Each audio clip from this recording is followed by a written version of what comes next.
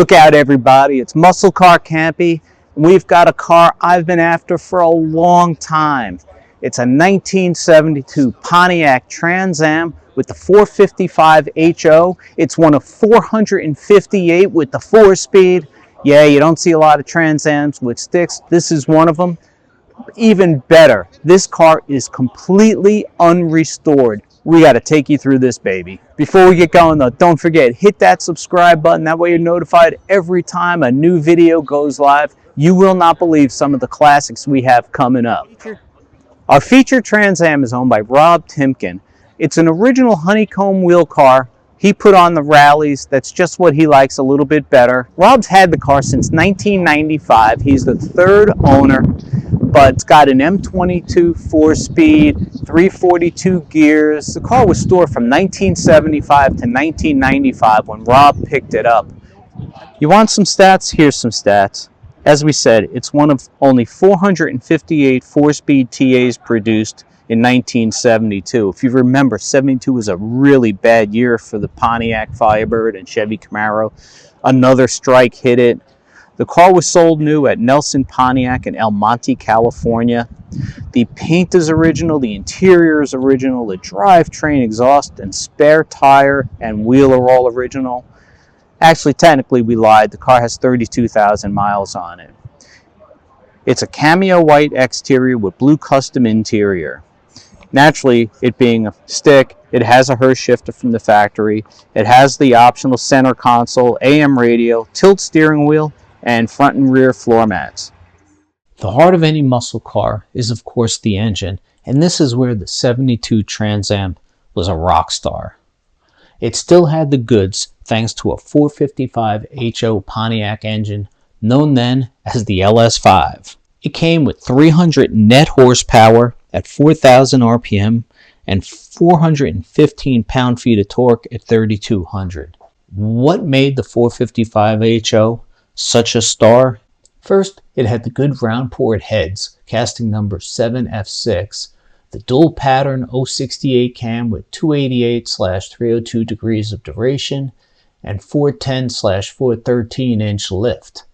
It also got a set of free-flowing exhaust manifolds and a quadrajet carb jetted for the functional cold air shaker hood. That carb sat on an aluminum intake manifold, which definitely helped. Even though the compression was only 8.4 to 1, the car still had what it took to be supercar worthy. Cars Magazine tested one and ran 1458 at 98 miles per hour. It then dropped the car off at Nunzi Romano's place for some tuning. With a little extra timing and some rejetting of the carb, it ran 1404 at 103 miles an hour. That tells you all you want to know about how good the 455 HO was. You know, the word time capsule is thrown around like crazy.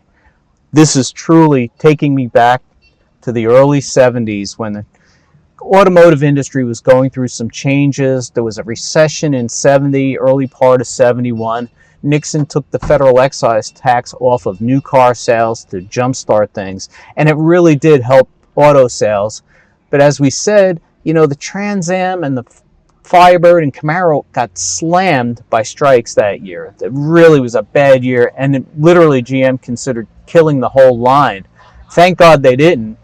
The Firebird became such a popular seller, and the Trans Am in particular ended up being the most popular car in the line. But a real 4-speed, an M22 with the rubber shift boot. Back when cars came with ashtrays, this one may or may not ever have been smoked in. It looks pretty clean in there. AM radio, the sports steering wheel, everything here, the engine turn dash.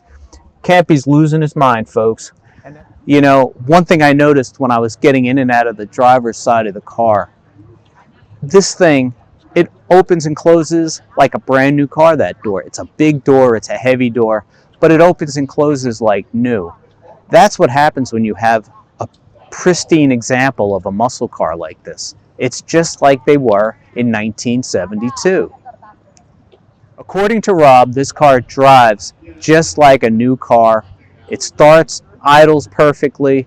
We're a little jealous, you know, it's his car, and we're at a big show today, so we can't exactly take it out.